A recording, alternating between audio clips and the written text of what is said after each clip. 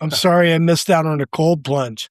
Man, I was looking I forward would to say that that'd one. be the top. Like that's some easy points to just get. Yeah. Get out of that.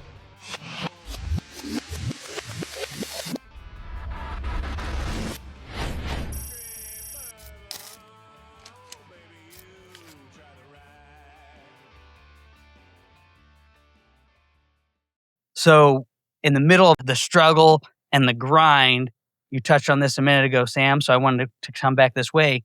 Was there a moment of clarity, or did you find some clarity that maybe you were looking for? You said you found some camaraderie and you took a lot out of that, but was there like an aha moment inside your own life that you were just like, yeah, this is light bulb or whatever? Anybody have a epiphany? Yeah. I was day one. We were, putting that one foot forward. Sean, I forget when you were talking about how what'd you call it? The desert shuffle? Yeah. Yeah. Looking to get shade under junipers. And it got to a point we were moving like a mile an hour. I just couldn't believe we were moving that slow. And we sat down a couple times just to rest and get shade. I fell asleep like in 2 seconds. I caught myself falling asleep. And I'm like, what the hell is that? Am I that freaking old that I'm just falling asleep now? Like, I have never been in a situation where I've been tired, I've been broken, but I've never fallen asleep. So yeah, and I'm wondering, is it because I'm that freaking old, or am I hurting that much right now? I still don't know what it was. So no epiphany there, except for, man, I've never experienced that before. For real. Yeah. Just exhausted. I mean, the heat alone will I'm just sure- zap you. I'm sure it was the heat. Yeah, I'm sure it was the heat, the dehydration. Yeah. It was pretty wild. That's wild. Anybody else? I heard voices. That's right. John, That was my John said epiphany. to I think people from the dead were talking to me because I kept going, what'd you guys say? Who said he's like, that? Sam, do you hear voices? I'm like, no. And then a little while later, Sam, do you hear voices? I'm like, Don't no, you guys John. hear that? And then I'm like, I'm sure as hell hoping you're not hearing what's in my head right now. I don't know if I was talking I to forgot myself. about that. Yeah. You remember I kept with that final part, I kept going, hey, what's going on? Who said that? What'd you say? I didn't say nothing. No, I heard somebody talking to me. So yeah, instead of a visual mirage, I had an audible mirage. Oh man. Yeah. Yeah. I don't That's know. great. That's great. Or maybe I did it on purpose just to get you to laugh, Sam. I don't know. I don't know. It was funny though. We got some stuff to work out, John. Going. We'll talk about Brett, it in another session. I tell you I don't know if you call it an epiphany, but like Sam said, the night of day one, it's like, hey, let's just see what happens in the morning. And I had a feeling, that knees and injuries and the toll of day one. I sat in my tent that night and I'm like, team's out. I don't even know if Rob's going to let us go. But when the ruling came down, it was like, hey, yeah, you can. And then we started those that were kind of going to carry on. There was like, at first it was kind of like the Band of Misfit Toys, it's like, hey, are you going? Are you going? Okay, we're getting ready to leave. And it took a little while to get everybody kind of going, but then we got out on that road and knew that it was day two, supposed to be easier than day one, but what if it's not? Where's that going to go? And it just kind of fell into being with other teams. And back to the community, the camaraderie, it wasn't like, hey, you're not with our team and the four talking amongst themselves. I bounced along. I can't tell you how many. I think I was counting as we went here. I bet you I spent time on the trail with at least 4 teams on day 2 alone. Spending time with them, either falling back or then going faster and just bouncing in and then finally settling in with one other racer that he had lost his other 3 teammates on day 1 as well. And so not so much an epiphany, but just, it was like, well, maybe things happen for a reason here. And I got to spend a lot of time with a lot more people than I would have otherwise. So I'm not saying that's the way I wanted to see things go, but that you make do with what you got. And they carried me to the finish line, but we got a lot of conversation out there. So That's great. Yeah, I think the quality of people that were there, it's yeah, I'm so happy to hear that you're able to just get in stride with almost any other team and find some common ground and vibe with them, get good energy off of them. They weren't negative, they weren't angry, they weren't aggressive. They were just good people and they were all just there for the same mission moving forward. So that's awesome. Were you trying to get in there, Matt? Yeah, I think the only thing that I You think got from the something you were gonna beginning, say? yes, from the beginning, I'm sizing everybody like different teams. Like, oh, okay, well, we look better in shape than these guys. These guys look really good. I think we got it. We can take number one. But then as you got to know people after the dinner the first night before the race started, everybody was like on your team. It wasn't like we had separate teams. Everybody was a team. And I think that was my moment, was seeing everybody come together and just having a good time together, not being separate teams. For sure. Yeah. that's a great point, Matt. Definitely a prevailing feeling there. It was that first dinner was really great. Just everybody just meshed and bonded as one big group without some places takes a week for people to form and to get into that flow and routine as a group. But like you said, it was natural, just a great group of people. So if you had a time machine and you could go back to the week before the race, what's one piece of advice that you would give yourselves? Pack less. And if a week's too short, okay, there you go. Yeah. I like it. Smaller pack. That's my big takeaway is just pack less. I just ran into some guys hiking one on the Colorado Trail and then another guy that's through hiking the Continental Divide Trail all the way to Canada. And I walked a mile with him and we were talking about his journey and his pack. He's on his way to Canada packing 16 pounds. I know I was over 35 pounds. Wow. And you don't need as much as you think you do. And like Jon said earlier, we've had plenty of experience with day events and generally carrying too much. But yeah, I do a lot different on the packing side, I think. So let's dig into that a little bit deeper. Was there a piece of gear that you were just super obsessed with that turned out to be useless? Or was there an item that you're like, oh my goodness, I wish I had 3 of these? Well, for me personally, everybody's different. I wouldn't wear the boots that I wore last time. I mean, they're fine, but I would have changed those. I'd wear something a little more flexible that can move, more quickly in. I'd definitely lighten the pack weight. I wouldn't take as much food. It got to a point where I knew I was in a caloric deficit. I knew I'd be in a caloric deficit, but I knew that I was heading with the dehydration, just wasn't taking enough calories and mostly in the form of carbohydrates. And I know better from, many years of racing experience. But and the strain was so much that I was just neglecting to take in the carbohydrates. I didn't have a problem. And I'll tell you, I didn't feel any effect of the elevation. It was the undulation, from a conditioning standpoint, carrying the weight that in the heat that I think was biggest challenge. I shouldn't say it wasn't the altitude. I didn't feel the altitude as a fact.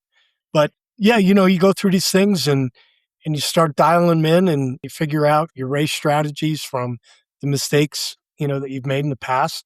And I think pack weight's probably the number one. There's certainly some other things I do differently, but pack weight was one. Top one, probably. Sounds great. Absolutely. And I know that in some of our little debrief periods that we've had kind of behind the scenes after the race, the preparation on that end question has come up, and it's trying to toe that line of giving them an unexpected escape and a survival experience, letting them kind of work through their problems on their own versus giving them maybe a little bit more structured guidance to work off. All in all, like we said, I think that it was just a really fun event, super incredible, very great to have all these people put together and see everybody endure and push through all the things that they did. The challenges were some things that kind of caught me way off guard, and I'd seen kind of some of this stuff in advance, but you guys are already doing a marathon essentially a day, close to, and then packing in half a mile buddy carry or sandbags. Yeah, or that was like the wild thing. Like day one, I don't know if anybody hit, those challenges. They seemed so incredibly arduous just from the standpoint of where, most of the teams that I'm aware of were just getting through the course, let alone to take on an additional 3.5 miles. Yeah, that was certainly, that's a big, I don't know. Anybody take those challenges on day one? I don't think anybody took it yeah. on day one. The challenges were Yeah. very, very few and far between for anybody to do. And I know Rob was sitting there one time talking to a guy like, hey, you gonna do it? You gonna do it? He just looked at him. He's like, Rob, you're crazy. No, I know the We expected to. We were looking forward to some of them, but came down to reality a few times. It's like, yeah, no, I'm not adding an extra 3.5 miles. two of the teams did that second challenge where was they at coin distance or whatever. Down once you went down into the valley, it was the two. Can't think of their names now. Anthony with the two young kids from Penn State. Oh yeah. Well, they did it, and then one of the other teams. But they said, yeah, it was. They said that's kind of where they went wrong too with the water aspect of it, because it really kind of got them messed up. So I'm sorry I missed out on the cold plunge. You what? I'm sorry I missed out on the cold plunge.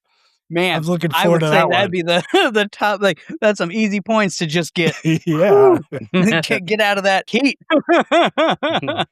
Oh man. Yeah, and I'll tell you the creek that we found to get water in. Don't think I wasn't thinking about getting into that, but it was about 3 inches deep. It was barely a trickle. And then you just be covered in sediment, and then you're just getting rash It everywhere. wasn't worth getting my clothes that. off. Yeah. No, yeah, we would have welcomed some water.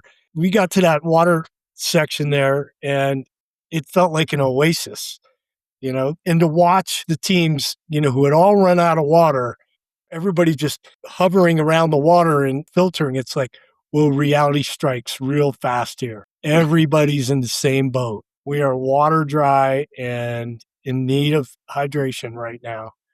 And that was a pretty stark moment right there. For sure. So we'll transition a little bit more. We've got Sean. So the final day of the race was on Flag Day.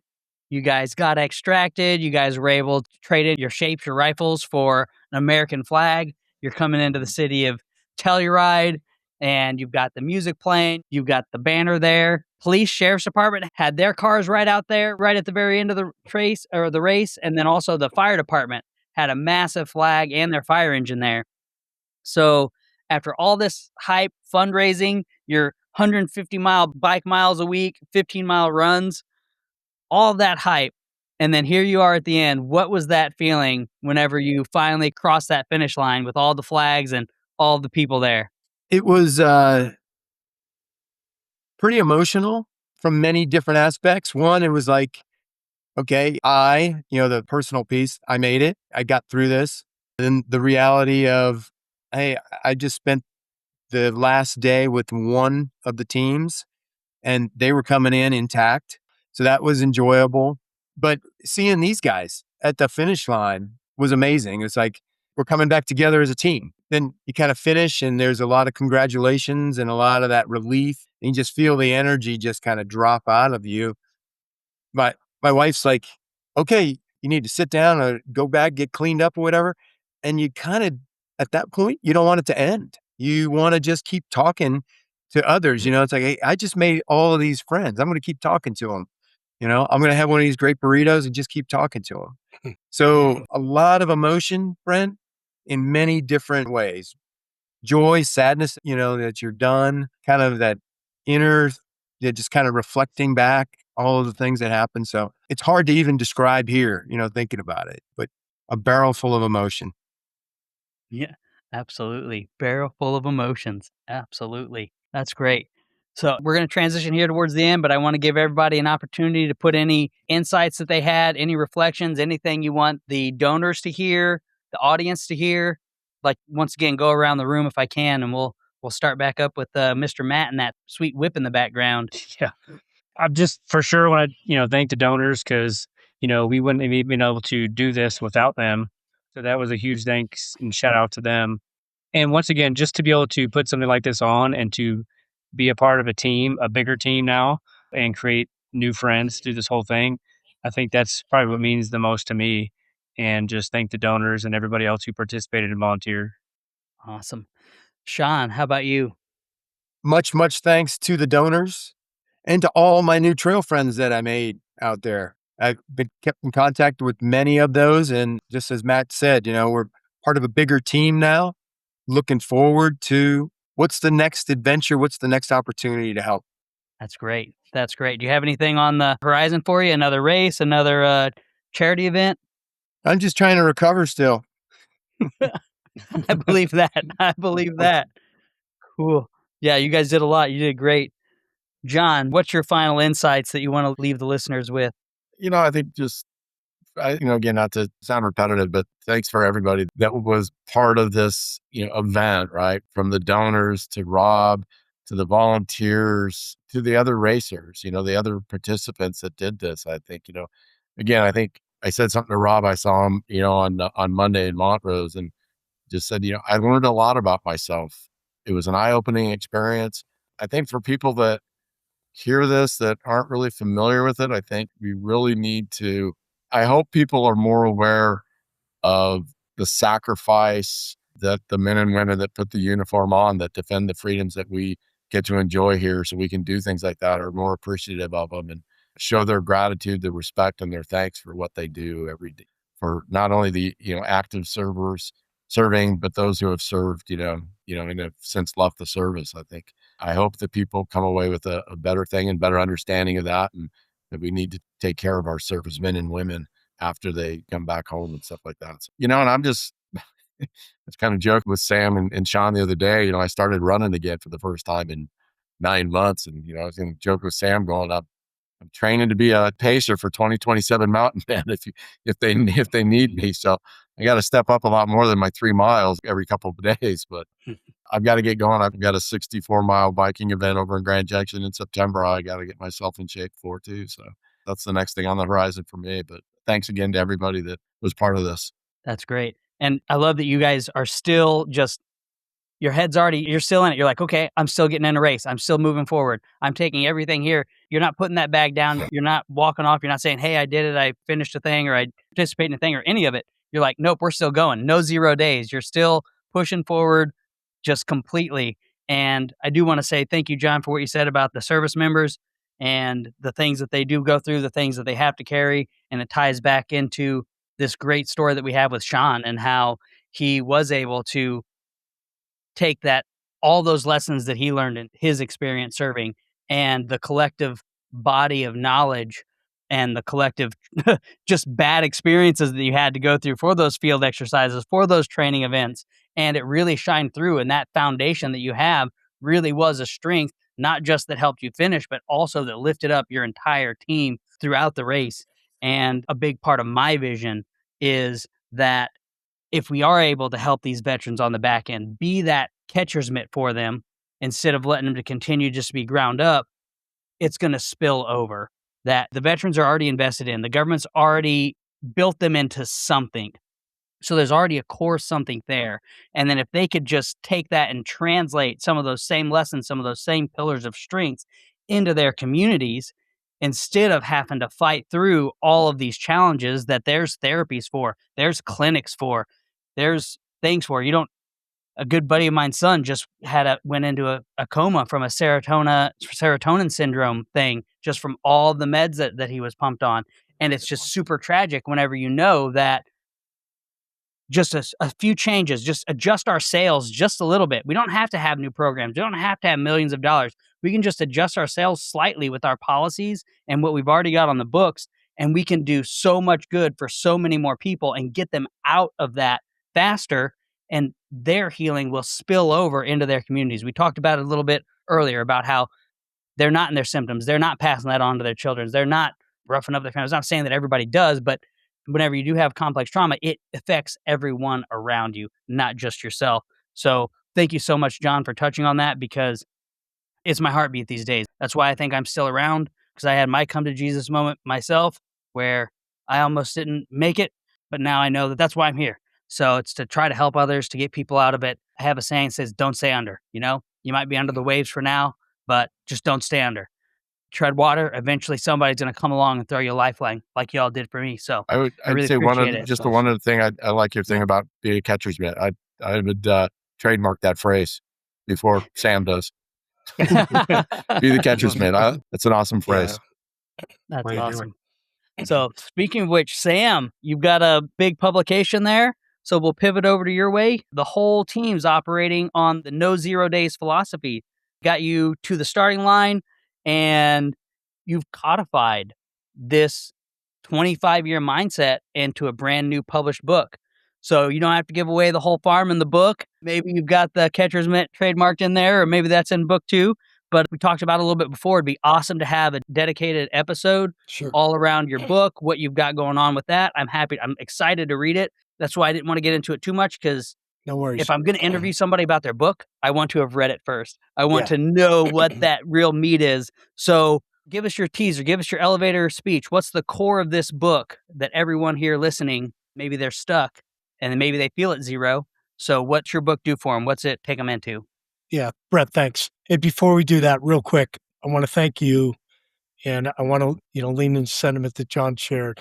Neither Jon and I have served in the military, and coming into this event, that was I felt some insecurity, from not being had serving or being a veteran and being part of this event. So I wanted to say that I'm grateful for the opportunity. I want to thank those who serve currently and have served, and really everybody involved for really embracing, who have not served into that community. It's a really special thing, and giving me that much more respect for our folks in the military. I also want to thank the donors, and I think it's important to recognize that Matt had brought in some significant help, and I want to speak personally to the 20 or some odd people, that friends of mine that stepped in and donated as little as $50, and more people that I hadn't been in contact with in many years. This is the first time I have ever elected to do an event where I had to raise money.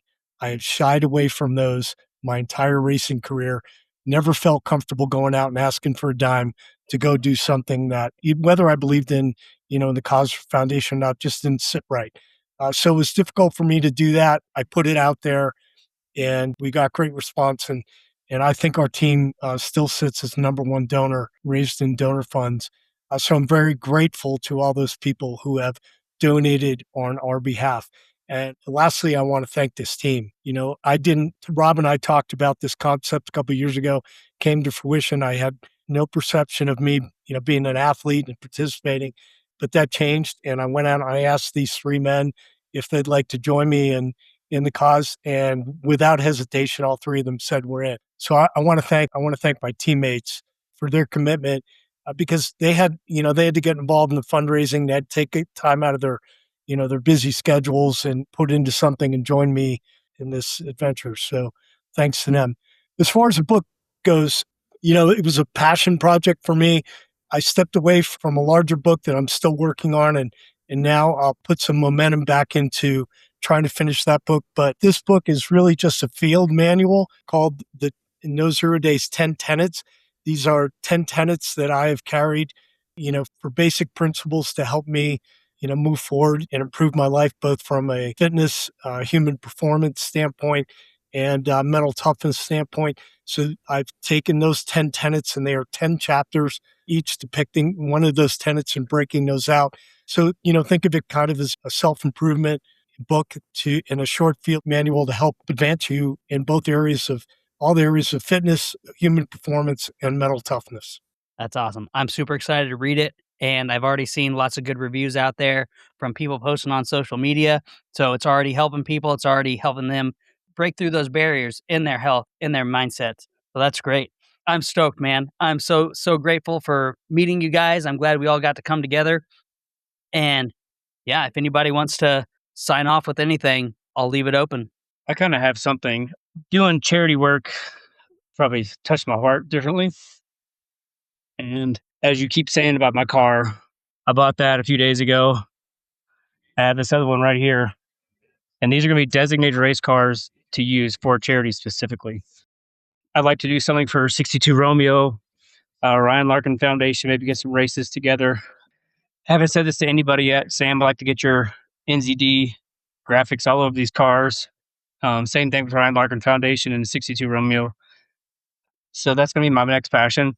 I think I mentioned it before. So any kind of races we can get involved in and use these guys, to raise money for is what I'd really like to do. So that's still in process, still in the works, just trying to get things nailed down. But I really want to get involved and, do more for these guys too. Man, that is awesome. so cool. Super exciting. Awesome. Appreciate everything you guys are doing. It is awesome to see. Yeah, thank you, Brent. Absolutely. Thank you. All right. Yeah, Well, just- if that's all yeah. we got, I thank you all so much. It's been an honor having you guys on my show again. I'm so grateful for you guys taking the time, and I look forward to staying in touch with each and every one of you guys. And if you ever need anything, give me a shout, and can't wait to see you guys all again the next time. Likewise. Thank you. Great. Likewise. Be well. I absolutely love our No Zero Days crew. They are fantastic individuals from the inside out. And we are entering now into our Debrief and Cocktails segment, DB&C. So go ahead and pour yourself something strong, take a breath, and let's break down what 62 miles in the backcountry taught us about real life. A few key takeaways. I think one of the biggest ones that we ran into was ounces equal pounds. You're climbing a mountain, you're trekking, you're in the backcountry. Every extra shirt, single-use gadget, it all adds up until your spine feels like it's compressing. And mine has.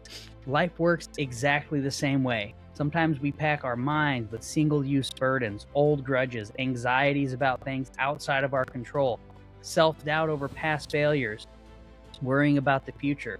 So, we're mountaineering, we're in the backcountry. If it doesn't have multiple uses, if it doesn't serve you, it doesn't go in the pack. Find a time in your day.